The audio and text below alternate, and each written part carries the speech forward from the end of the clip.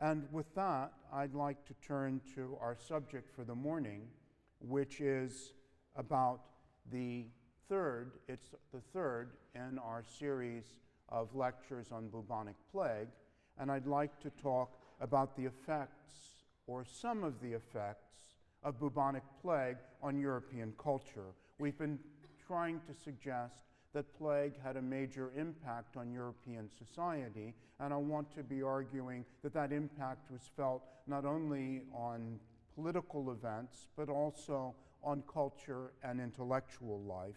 And I'd like to look at that this morning. But I wanted to remember that when we're talking about those effects, I'll be trying to say it was the effects not only of plague itself as a disease, but also the impact of the organized reaction to plague, of the anti-plague measures, and the sense that for the first time, society had means that were effective and could protect itself against this dreadful outside visitor. Well, let's start again at the beginning, and as you know, there is a biblical interpretation for the themes of this course, and this is the one that you're now well familiar with. This is the fall. This is Adam and Eve as painted by the greatest of all, perhaps the greatest of all plague painters, Jacopo Tintoretto, who was a painter in Venice and lived from 1518 to 1594. Well, you know this is the story of Genesis, that Adam and Eve tasted of the fruit that they were forbidden, and as a result, they were expelled from the garden and for the first time became subject to death and also to disease and illness. And if we move forward, this is the next step. You saw the original sin. This is Masaccio's, one of the great painters of the Italian Renaissance. This is his painting in the Brancacci Chapel in Florence of the expulsion from the garden. And you know they're looking extremely miserable. Not only are they going to die and become ill and experience pain in childbirth, but they're also, and I'm sorry about this, they're going to have to work. So this is a tremendously painful experience, and you can see the pain written in their faces of Adam and Eve. So that, in a way, is a story of our course. And I'd like to talk now about some attitudes towards what followed, that is, illness and death, just before the arrival of the Black Death. And I'd like to refer to the work of a French historian who died fairly recently and was the great, perhaps, historian of death.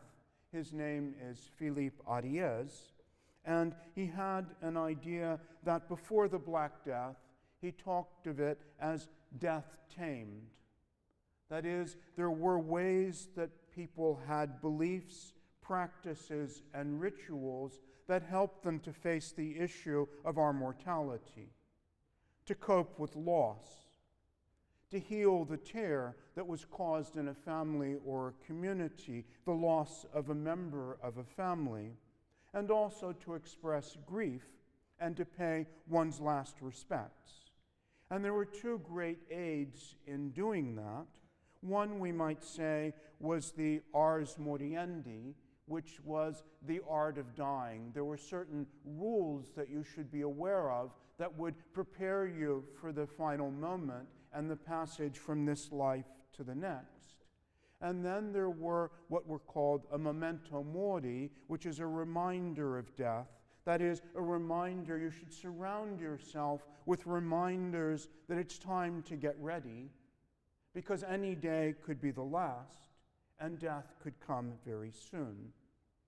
We'll see the art of dying portrayed in instructions, sometimes in paintings or engravings, also in books, how to die properly according to Christian doctrine. Who should be there? What are the last rites? That is, extreme unction, the final confession of sins, the last communion and viaticum, the funeral rites, the laying out of the body, the wake, the procession with perhaps a town crier announcing the event, the funeral service, and a burial ceremony with a blessing, an interment in consecrated ground, and finally a funeral meal for surviving friends and relatives.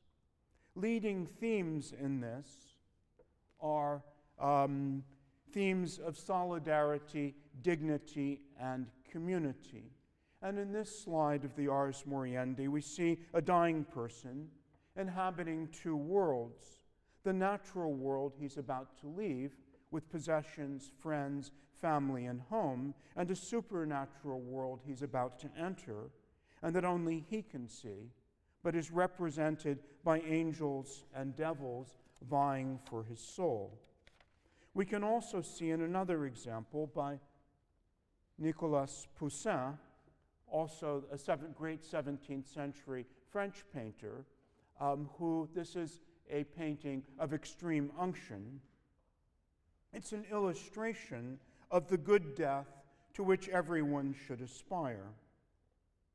Now, the 17th century, the time of Defoe's great work, also witnessed in Britain the publication of the work of one of the most famous of all writers on the theme of Ars Moriendi, the art of dying. That was the extraordinary Anglican preacher and bishop Jeremy Taylor, who lived from 1613 to 1667 and wrote two major works, both of which have gone through edition after edition. They were so popular and so influential.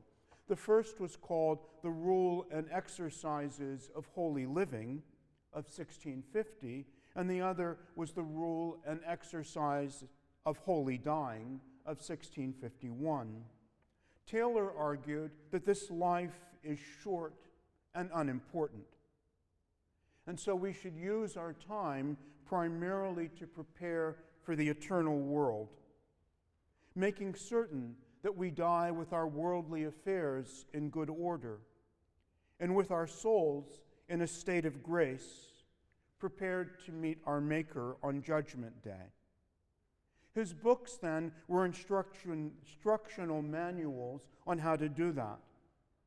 And he reminds us that there really isn't a moment to waste, especially with the threat of plague ever present, with sudden death that could happen any moment now.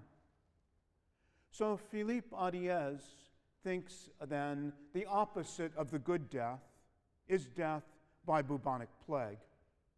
That is something we might call death unleashed, a sudden mass death for which society had no defenses and no one was prepared.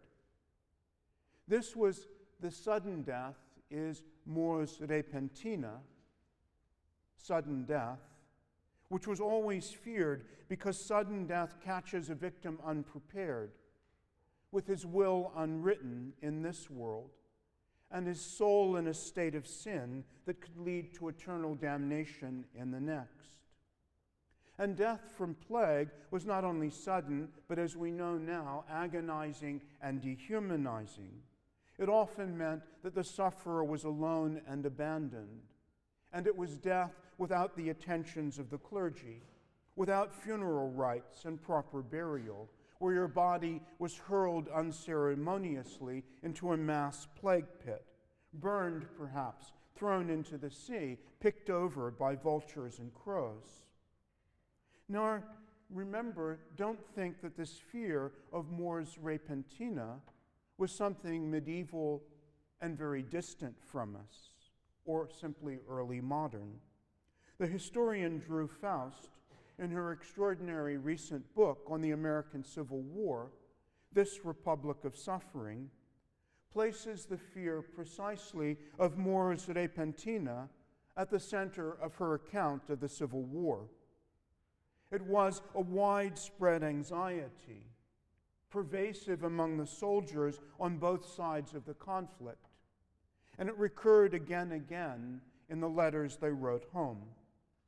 Total war, like bubonic plague, provides unlimited opportunity for an unprepared and sudden death that could set us all on the wrong path for eternal life. Well, literature also gives expression to this new and horrifying reality. You've seen Boccaccio in his introduction to the Decameron. You're reading Defoe and the Journal of the Plague Year. You could read about it again in Camus' The Plague, or Edgar Allan Poe's short story, Masque of the Red Death. Remember, too, that another aspect of More's Repentina, the sudden, unprepared death, was the fear of premature burial. The certification of death in the early modern world, say at the time Defoe was writing, was extremely imprecise. The only really certain indication was putrefaction. And so those religious rites of laying out the wake, the funeral procession, and so forth were practical in that they allowed time, and they ensured observation to be certain that the dead person really was dead before being interred. But plague, on the other hand, we've seen the plague regulations. They meant instead a rapid, hasty burial with no attention and no observation. And isolation raised a real danger of being buried alive. And in time of epidemic diseases that swept populations, this fear of death was very pervasive. And we'll come back to it when we talk about cholera in the 19th century, when the cemeteries had all sorts of experiments with providing caskets with little bells above ground and a rope underground so that someone could raise the alarm if they woke up unexpectedly. So the plague then really led to death unleashed. So let's look at some of the portrayals of it in painting and sculpture from the plague centuries of the second pandemic, remember from 1347 to 1743. Here's a bas-relief of Pierre Puget.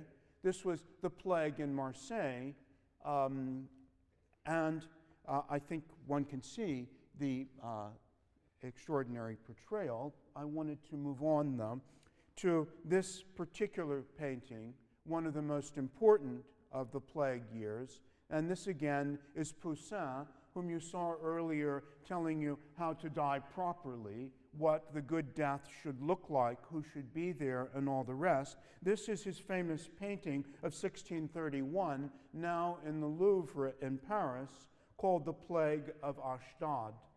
Let me remind you, it's again a biblically inspired painting. Let me remind you of what Ashdod was. The story is from the first book of Samuel in the Old Testament.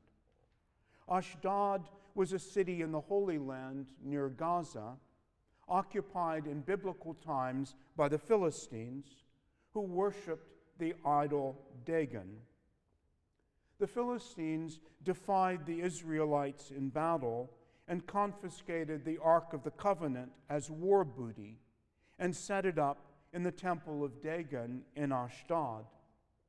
And so the book of Samuel tells us, and so it was. The hand of the Lord was against the city with a very great destruction. And the Lord smote the men of the city, both small and great, and they had emerods in their secret parts. A special reward to any of you who can tell me what an emerald actually is. But anyway, this slide is about the destruction of the great temple of Dagon. You can see that here. This may be the Ark of the Covenant.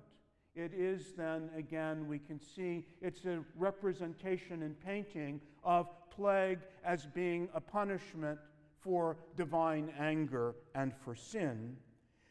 Some of the things we can note are the gruesome and particular details. We can see that there are rats scurrying. You know the role that rats played in plague. Let's look here. We can see our friend Ratus playing a starring role. Or let's notice again in the foreground the terrifying, haunting attempt of a baby to suckle its mother who's dying. I'm sorry, that was in the preceding, and that's here in the foreground. And we'll look at this person here. And we can see the passerby holding his nose because of the stench of the victims and the fear of miasma. Or let's look at another portrayal, and this is Pedro Gaetano, The Plague of the late 17th century, or quite a terrifying picture by Mikos Spadara, The Plague of Naples in 1656. And while we look at this, let's think of the reference that it's making. You can see that things are happening in the heavens, and this is Naples being devastated by the plague. There are plague pits and all the rest of it in this picture. I think we should remember how people thought of this. It seemed to be an acting out of the book of Revelations, the day of the apocalypse, the dies irae, the day of wrath, and the Lord's judgment, when the Lamb opened the great book, closed with 7 seals, and that's the reference in Bergman's film to the 7th seal. And in the book of Revelations, let me remind you of what people were thinking at times like this. In chapter 6 it says, "And I saw when the Lamb opened one of the seals. And I saw, and behold, there was a white horse, and he that sat on him had a bow, and he went forth conquering and to conquer. And when he had opened the second seal, there went out another horse that was red, and power was given to him that sat thereon to take peace from the earth, that they should kill one another. And when he had opened the third seal, I beheld a black horse, and he that sat on him had a pair of balances in his hand. And he opened the fourth seal. I looked, and beheld a pale horse, and he that sat on him was death, and hell followed with him. At last the Lamb opened the 7th seal, and 7 angels appeared, bringing the wrath of God. There was thunder, lightning, and earthquake. The sea turned to blood. The grasses were burned up. The waters turned to wormwood. The sun and moon were smitten, and a bottomless pit opened. And I saw another sign in the heavens, great and marvelous, 7 angels bringing the 7 last plagues. For in them is filled up the wrath of God. And I heard a great voice out of the temple saying to the 7 angels, Go your ways, and pour out the vials of the wrath of God upon the earth. And the 7th angel poured out his phial into the air, and thence came a great voice saying, It is done. I think that's what's happening in the heavens here. Well, other examples of death unleashed are portrayed in the theme that was common in European painting in the time of bubonic plague, during the plague centuries, and that's the theme of the triumph of death, which is often complete with the horsemen of the apocalypse that I just read you about. And a usual scene is a great cart pulled by oxen, driven by the figure of death, wielding a great scythe, while before him there goes the angel of death blowing a trumpet, and all around you may see dead people and graves that are opening and skeletons. Let me give you one of the scariest paintings I know. This is Peter Bruegel, the elder who lived in the 16th century, and this is The Triumph of Death, now hanging in the Prado in Madrid. And if you look at the details, I think it becomes all the more disturbing the closer you look at it. You see death coming with his scythe and mowing down the population in their masses, which is what bubonic plague does in particular.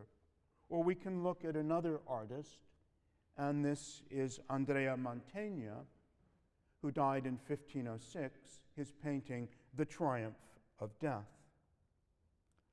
There were other new themes in European art that emerged during the plague centuries, and one of these that I'll show in a minute, which is not this, but will be the theme of Vanitas.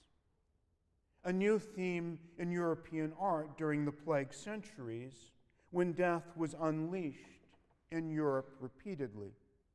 Vanitas as a theme flowered in the 16th and 17th centuries. Now, what did it mean? Well, Vanitas paintings were meant to display the temporal goods of this world.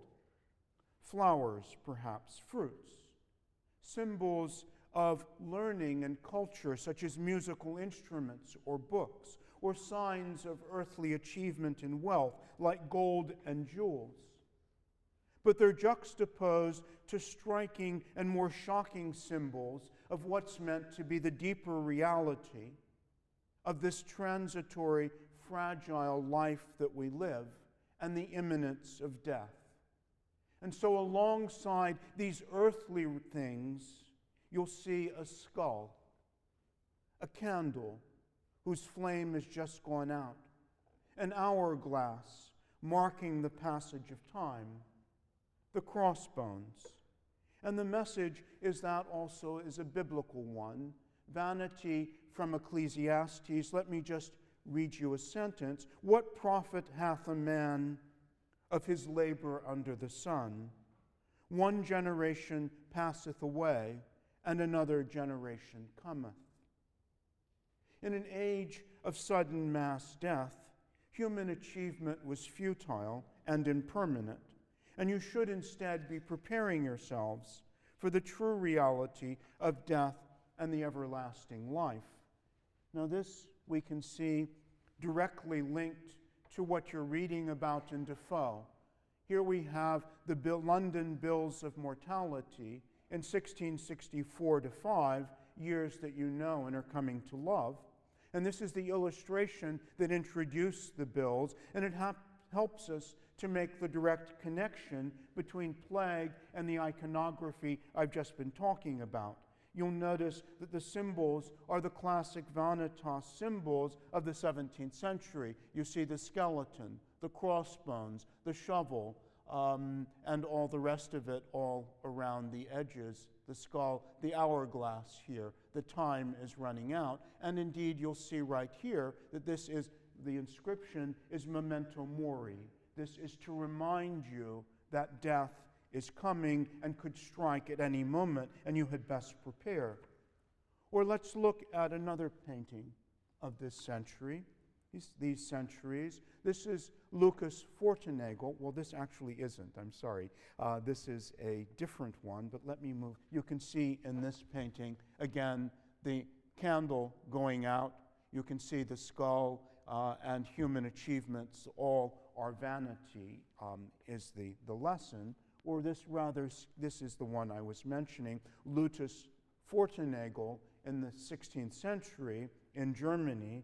This is Hans Borkmeier and his wife, a painting of 1527, and the point is that they're looking in the mirror, they see the true reality of themselves, which is their skulls after death.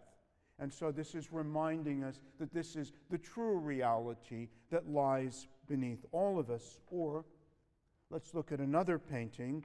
This is Herman Steenwijk, a painting called Vanitas of 1640. I'm trying to show you paintings from different countries, from England, France, the Low Countries, Germany, and so on.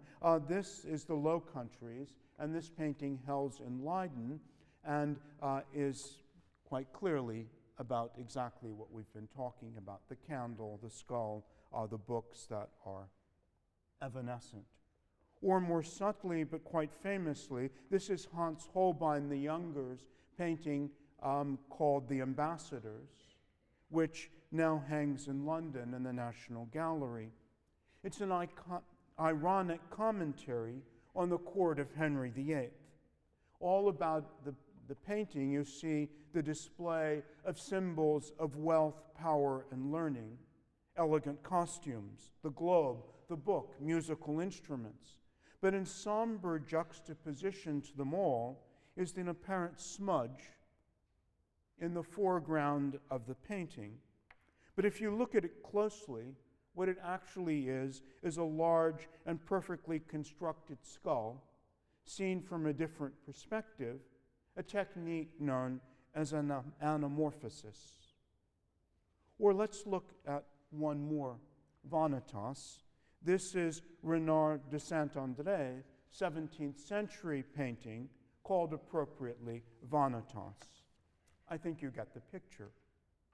Another theme of these centuries of death unleashed is the theme called the Danse Macabre, the dance of death. Now, let me stress that once again, this is not a school of painting. This is part of the iconography. It's the theme in the painting. It appears as a common motif in European art from the mid-14th century to the 16th in paintings, in prints, and very importantly on tombstones. It began with the Black Death, and with the 18th century and the vanishing of the plague, it becomes rarer and rarer. It more or less fades out. The Danse Macabre portrays death as a skeleton, inviting people of all ages, ranks, and sexes to join in the merry dance of death. And death is usually armed with a scythe or an arrow or a dart, and often plays a musical instrument. In the words of the Catholic Encyclopedia, the Black Death brought before popular imagination the subject of death and its universal sway as never before. At this time, death appeared as the messenger of God, summoning men to the world beyond the grave. During those years, many churches enacted literal dances of death or transformed it into a play, conveying the idea of the fragility of life and the nearness of death and the need for repentance. There are other examples, and I'd like to show you 5 slides from St. Mary's Church of Lübeck in Germany, a glorious mural from 1463, one of the glories of the Renaissance in Germany, but unfortunately it was destroyed by Allied bombing in the war, and so there's only a black and white reproduction that I can show you. But the theme comes across quite clearly and is a good example of the Danse Macabre. What it is a portrayal in separate paintings of a whole society suddenly summoned by the angel of death, the bubonic plague. The first one is the Pope and the Emperor being summoned by death. It doesn't matter who you are, everyone falls victim in time of plague. Or here we see another level of society, a canon and a nobleman being called again by death. Or the third is the parish priest and the artisan, who are also being asked to take part in the dance. And then the priest and peasant.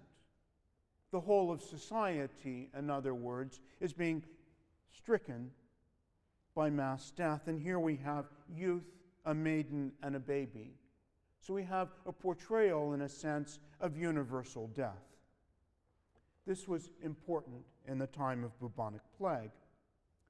There was another major development of the plague centuries, and this was the emergence of cults of famous plague saints. Saint Sebastian, San Rocco, and Saint George. And let's look then at 4 pictures of Saint Sebastian from 4 of the great artists of the plague era. You remember why Saint Sebastian was so important, because the arrows were symbols of the plague.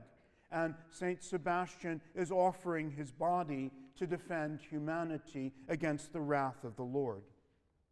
And Saint Sebastian is a theme who becomes very important in these centuries for the first time in European painting. This is Sandro Botticelli's painting of Saint Sebastian of 1484.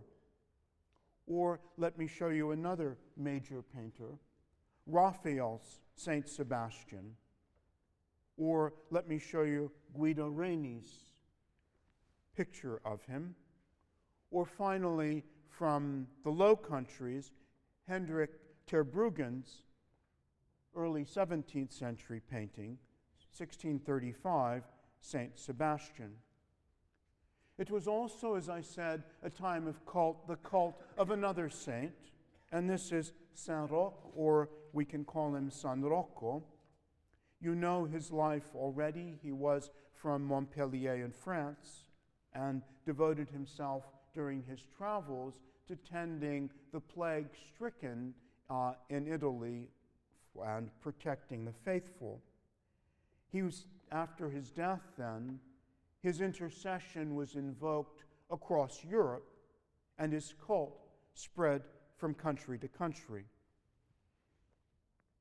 Often we see Sebastian and Rocco painted together.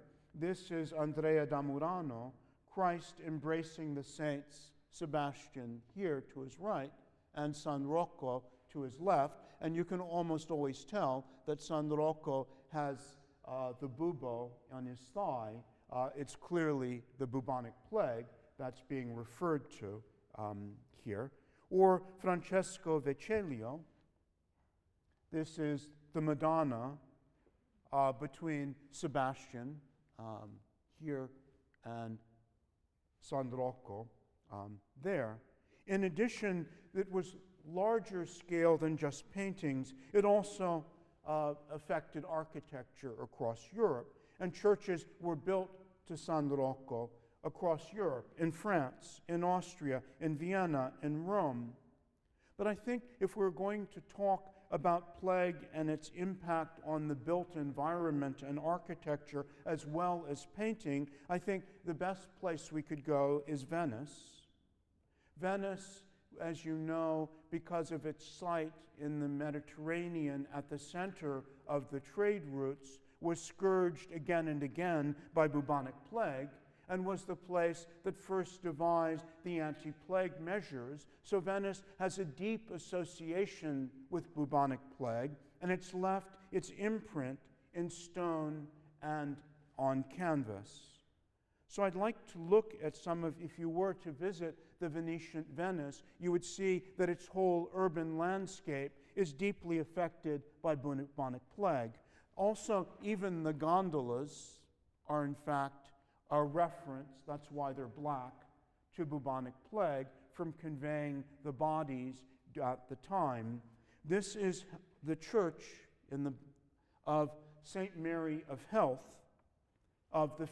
built in the 1530s, and what it's doing is, after the plague had passed, this is a church that's built to commemorate the passage of plague and to thank God for allowing his wrath to be assuaged and for health to be returned. And so that's why we have one of the most important churches in Venice is St. Mary of Health. And these are a couple of closer pictures of it. And that's moving into the interior. Let me also show you another church.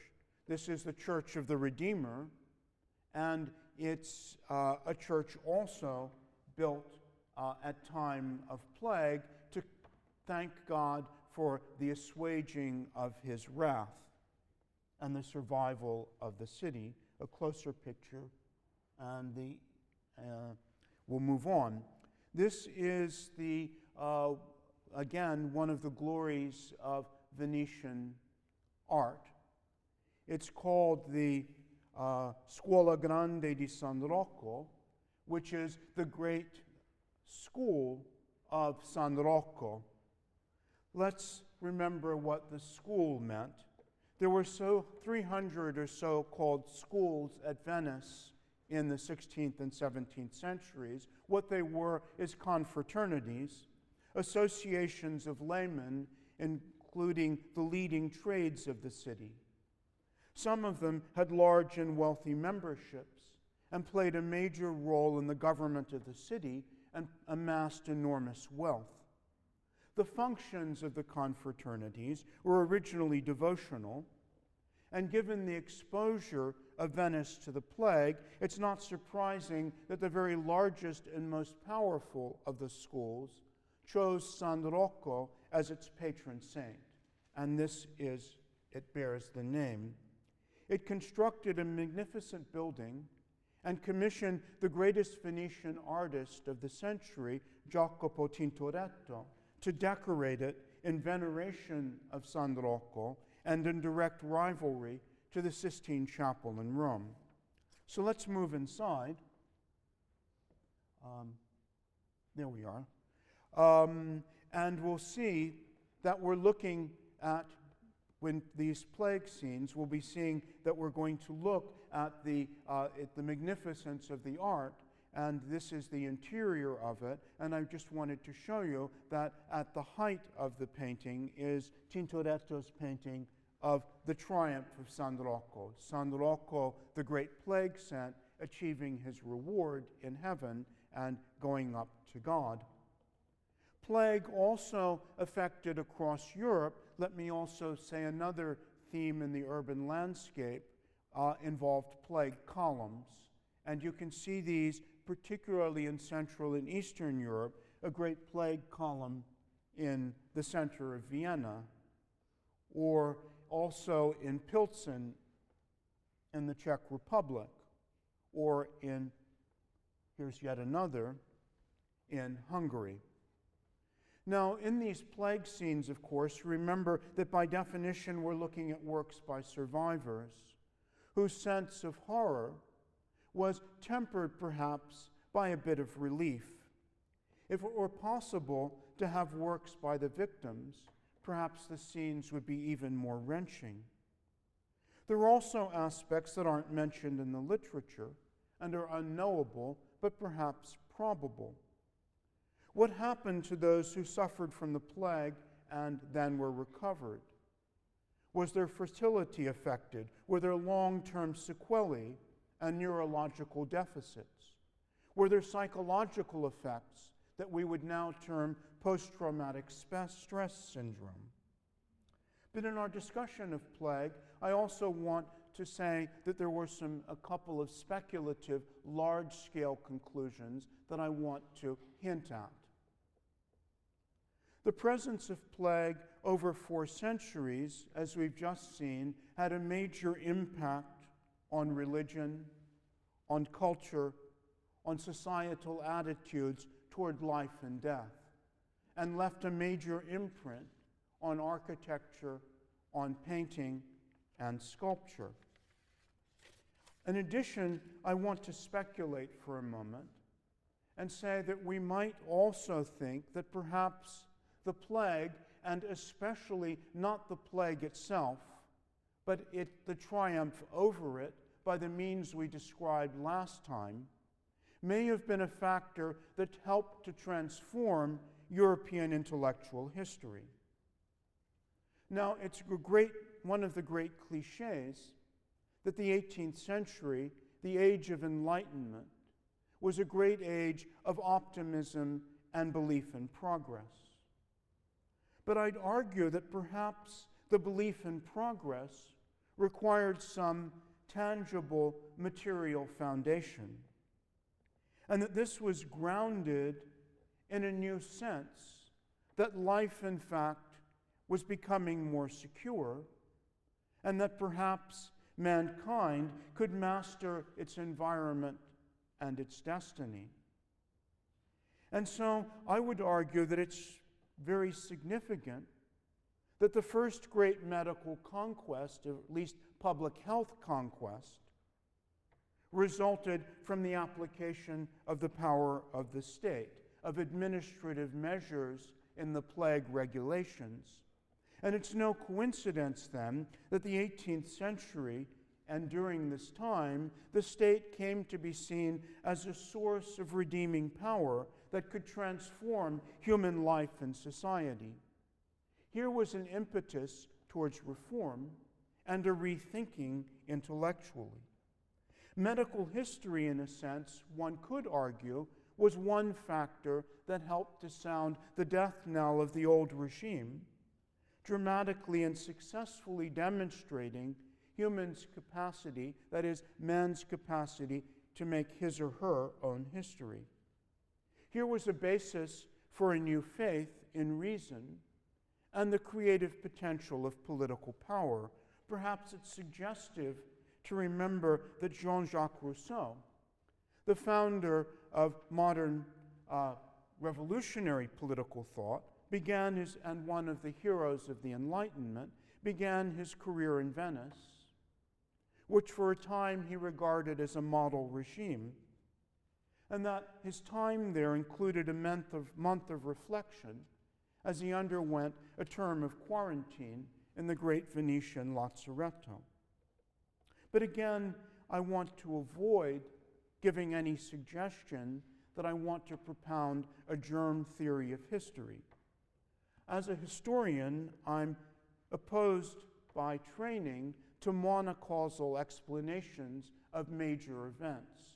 And so what I'm not saying is that the conquest of the plague caused the Enlightenment. I'm not saying that. I merely want to note that the conquest over the plague, first, and we'll be talking next week about smallpox, second, were extraordinary influences, triumphs over the two most feared diseases of the 17th and 18th centuries, the first conquest over infectious disease, and I would say that that wasn't a million miles away from being a background influence on the coming of the age of the Enlightenment.